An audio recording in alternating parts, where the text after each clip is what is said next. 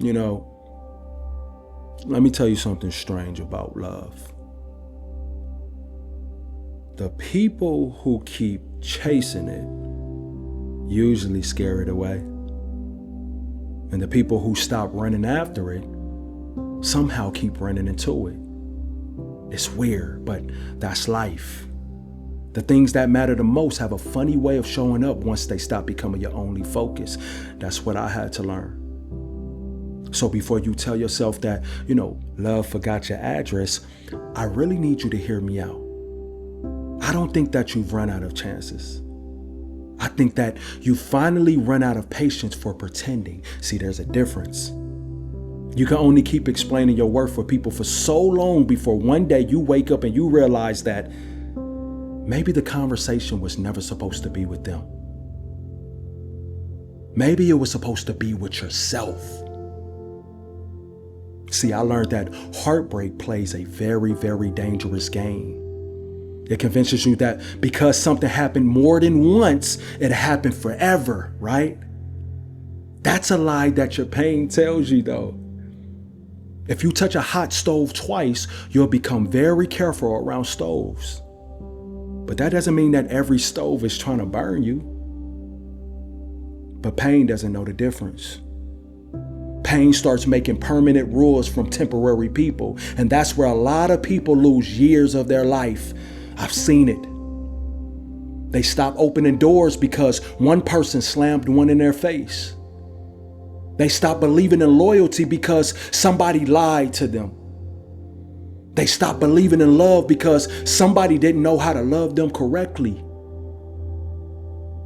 But that's too much power to give to one human being.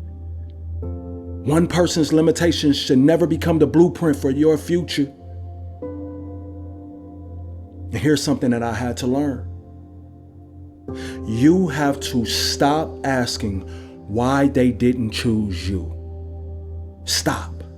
That's the wrong question. The better question is why were you trying so hard to be chosen by somebody who kept showing you that they couldn't recognize value even if it was standing right in front of them? You don't walk into a pawn shop looking for the value of a diamond. You're asking the wrong place. Some people don't have the emotional eyesight to recognize what they're holding. They just don't. And if they don't, that isn't your assignment to convince them. Your job isn't to explain your value. Your job is to simply protect it.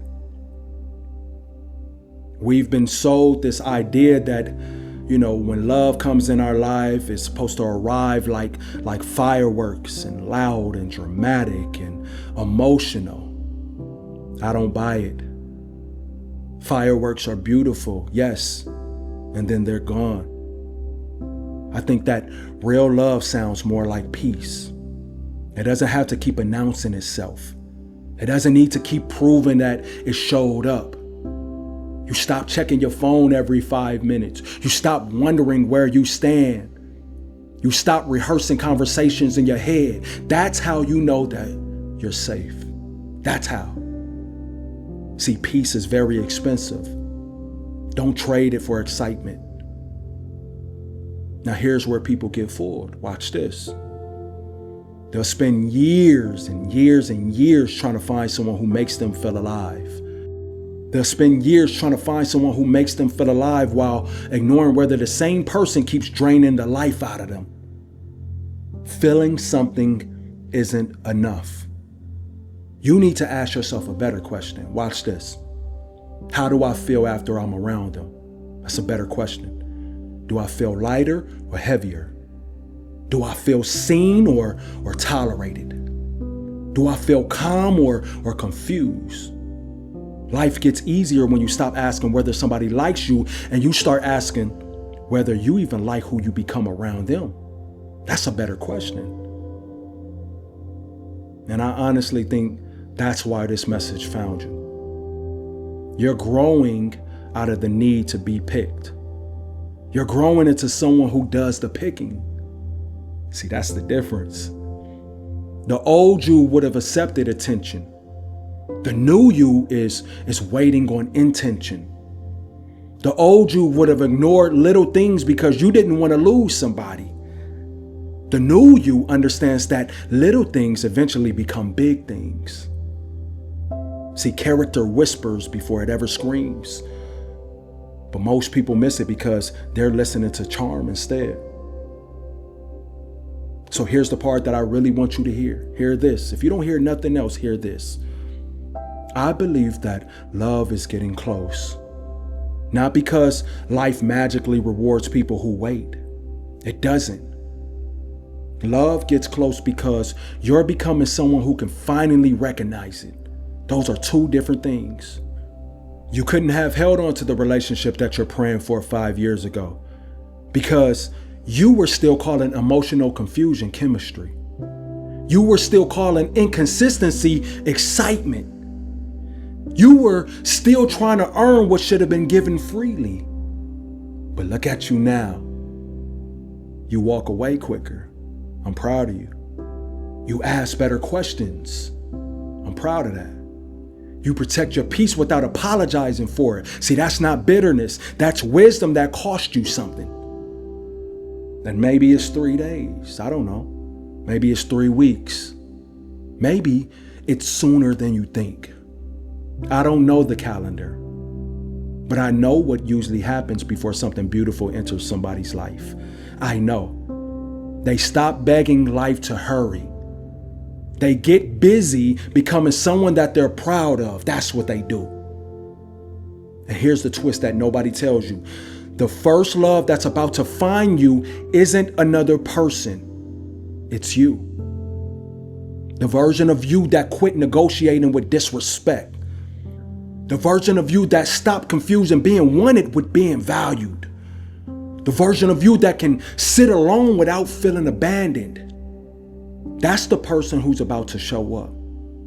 And once that version of you arrives, watch what happens. Your conversations change. Your standards change.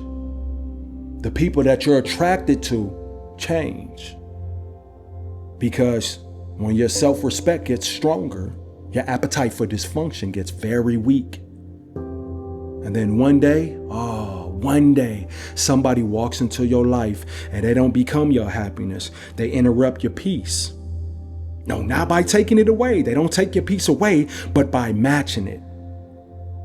They don't rescue you because you no longer need rescuing. They don't complete you because you finally realize that you were never missing pieces.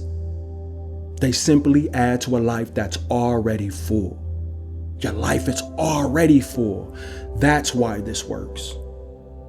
2 people standing beside each other will always be stronger than 2 people leaning on each other trying not to fall. So, if this message really reached you at the right moment, don't waste tomorrow chasing somebody who keeps running from you. Don't do that. Chase growth. Chase your discipline. That's what you chase. Chase your peace. Build a life so solid that the next person who enters it has to bring something to the table instead of taking everything off of it. And don't be surprised if very soon the kind of love that you thought only happened to other people quietly knocks on your door. Your door. Because sometimes the greatest sign that love is close isn't that somebody new has arrived. It's that you finally become unwilling to settle for anything that asks you to betray yourself.